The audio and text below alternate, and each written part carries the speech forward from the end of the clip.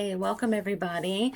I am going to show you how I used the Mollusca Dainty and the Queen, Decoupage Queen rice paper, and the Decoupage Queen French Borders Stencil to create a really interesting journal cover for this new journal that I'm going to start. I thought it was the perfect cover for like a kind of curiosities type of journal. So I start out by priming the top. The top, as you can see, is kind of shiny. This is a clay-based paint, and I'm painting it white just so that the decoupage paper will show better. Now, the only reason I'm sanding it is because there were some chunks in my paint, and I didn't want those to show through the decoupage paper. So after I sanded it, I do have to go back through here and touch up some spots. And then we are ready to start our decoupage. Okay, my paint is dry, and I am going to be using Pentart Varnish and Decoupage Glue. Pentart Decoupage Varnish and Glue. And you're going to want a generous coat, a generous even coat here. I wanted you to notice on the Mollusca paper how there are all of the swirls underneath the stripes, and that is important for the next step after we decoupage. So here we go with our coat. Start laying this down. Generous even coat. And here in a moment you'll see I completely forgot to trim the decoupage paper and what I do about that. So I'm just getting the coat in the middle. I know that it's not going to go all the way out to the edges, and that's fine because I will get those edges. I use this little tool to smooth out the paper, and right here is where I realize I didn't trim it. So I just take a paintbrush and some water, and then I start tearing away the white trim on the outside. I do that on both sides.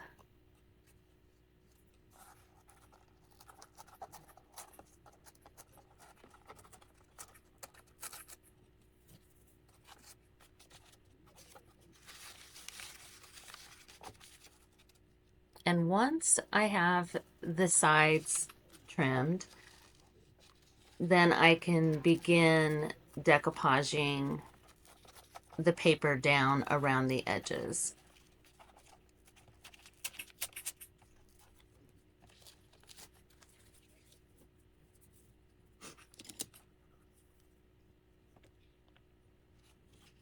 So just picking up, and then I'm putting it under and then taking it over the top on those areas to make sure that it's down good. And then of course I will go over top the entire paper as well.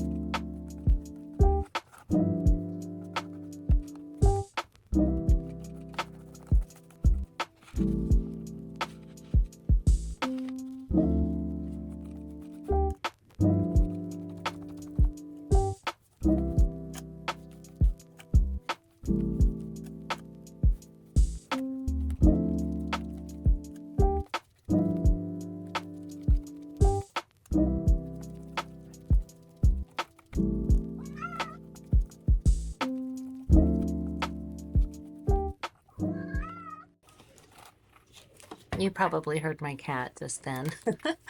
Now I am using Decoupage Queen's French Borders stencil, and then I did just hit my Pentart modeling paste with my scissors to get it open.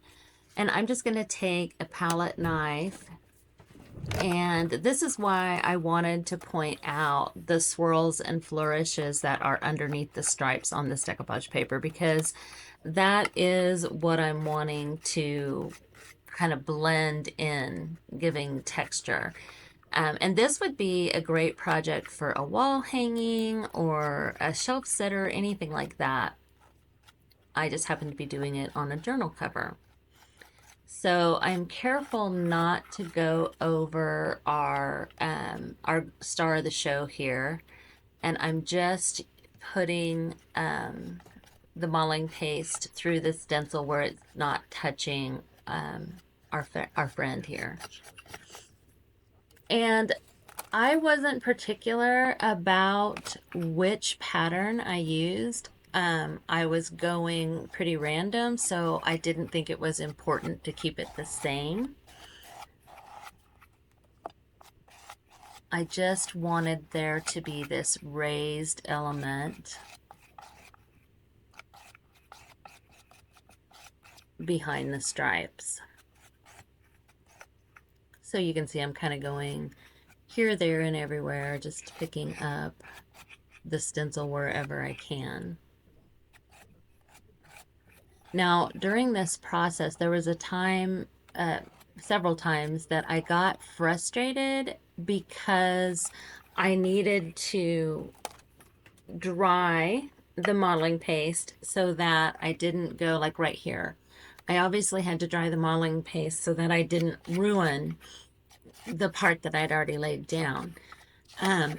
And you'll see here in a minute eventually what I do to solve that problem. And the entire time I'm doing this, I am thinking about this as a solution. And I keep talking myself out of it. Well, finally, I realize that these are my art supplies and I can do what I want with them. So, yeah, just getting that pattern, that risen pattern all over as much as possible around our guy there. Even onto the part that doesn't have decoupage paper on it, because we are going to blend that together. But you can see how I'm having to hold this stencil here so that it doesn't get into the part that's already done. And this is sped up at 2.5 times. I did not do it this fast.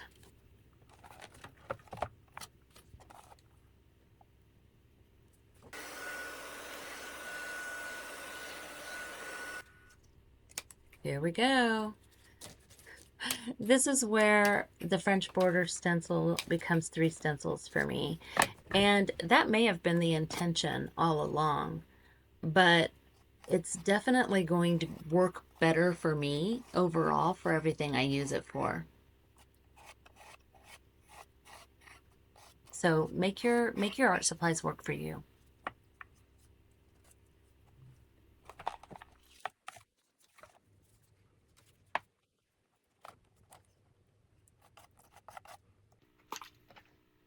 Okay, my resin stencil is all dry, and now I am taking the time to go through and kind of draw guidelines for the stripes. And in hindsight, if I'm 100% honest, I would not waste my time on this step if I were to do this project again. They did not serve any real purpose. I just went with the color that was there, and it just didn't help at all. So if you were to try this project, I would suggest you not waste your time with the lines, because as you'll see, the stripes do not need to be perfect at all.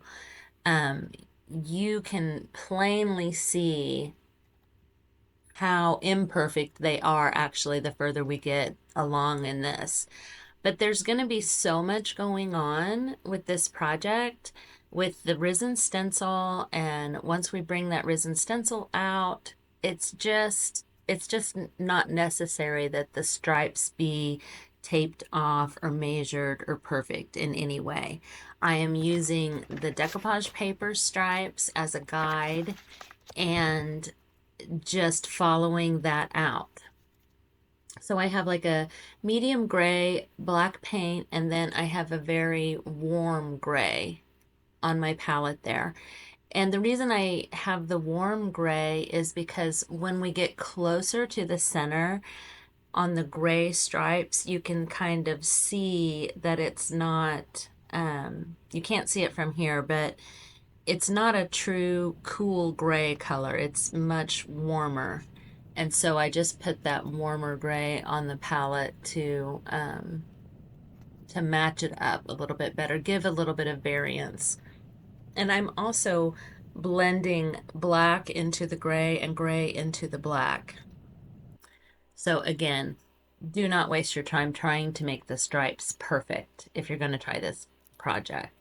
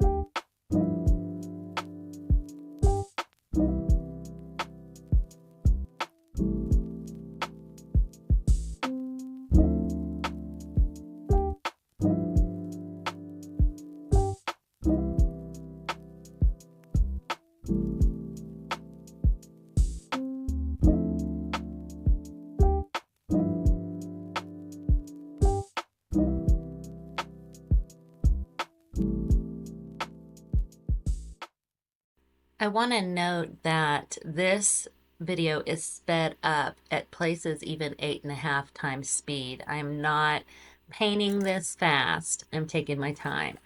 And also, because of the resin stencil, I then turned the project upside down because you get a lot of white spots when you're working with a resin stencil, so you need to kind of look at it from every angle when you're painting it. And right here, before I do all of the details, you can plainly see how imperfect those stripes are.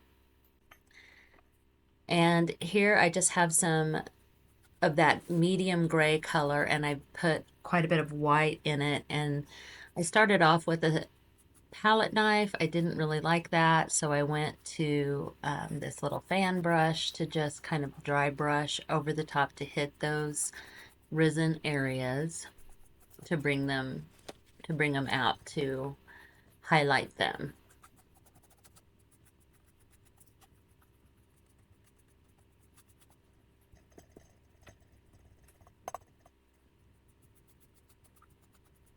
Just taking my time and trying to go in every direction, vertical, horizontal.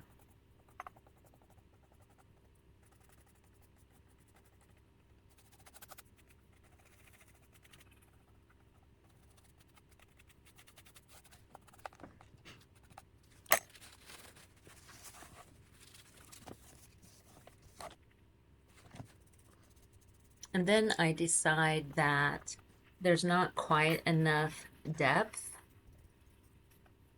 to the resin stencil part, so I go ahead and take some black, I water it down, and then I dry brush the whole thing in black. Sometimes I find that just doing layers makes a little bit of a difference, or enough of a difference that I'm happier with it. So I go through over the whole thing with black, and then I go back over the entire thing with white again before I'm happy with it.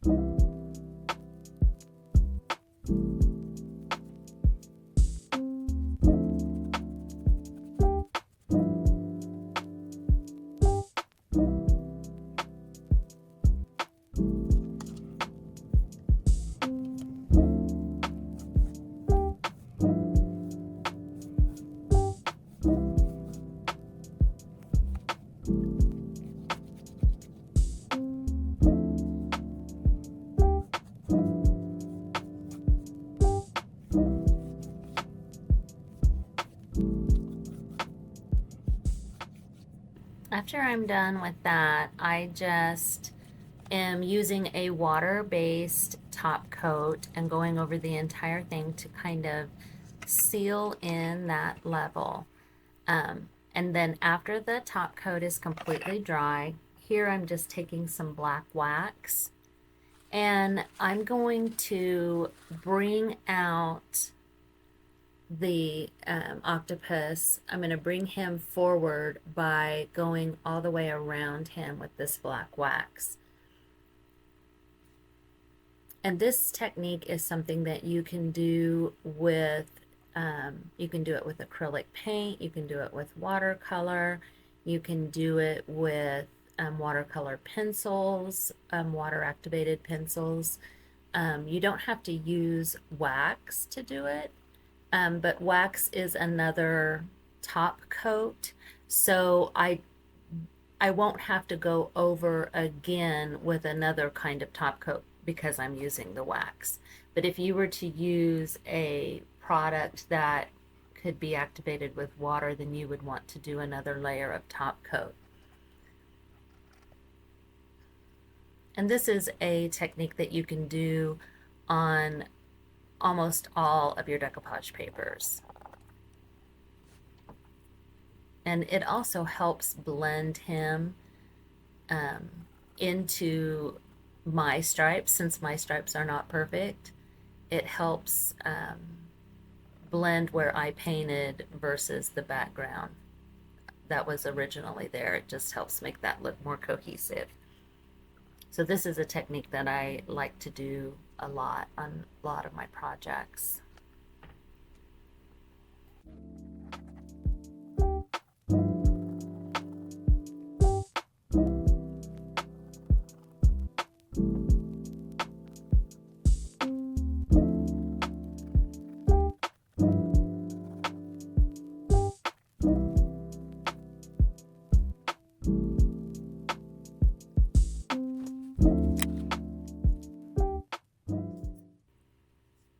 Now I'm going to take some Pentart Antique Paste in Antique Gold, and I'm just going to put it on my finger and hit those risen spots again, just for another level. I feel like I could have even used more of this than I end up using. But, I mean, a project is just not finished without a little gold, right? The other thing that you can do, where I used the black wax to bring him forward and blend him into the paper, if you have like some white paint, you can also go through, or a white pen, you can go through and enhance the highlights as well. I did not do that on this project, but I do it quite a bit. So after I get the gold over everything, the black wax has been on here long enough that I feel like I'm safe to go ahead and buff it.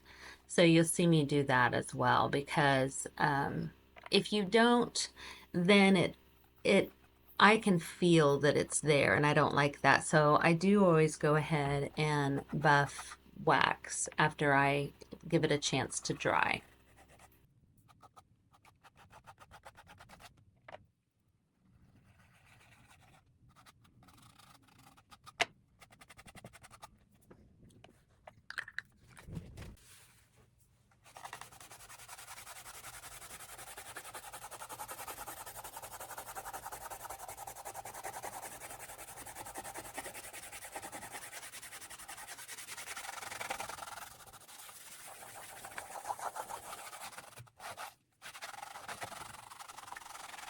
These are just some paper scraps that happen to be on my desk, and I don't want the paint splatter I'm getting ready to do to go all over him. So I just take some gold paint and some water, water it down. I have my fan brush, and I start splattering paint. I do this with gold and with white paint, because there is white splatters on the original, and I just wanted to bring that back through. I really hope that you enjoyed this project. Be sure to check the description for retailers of these products, and please subscribe to us. We'd love to have you here.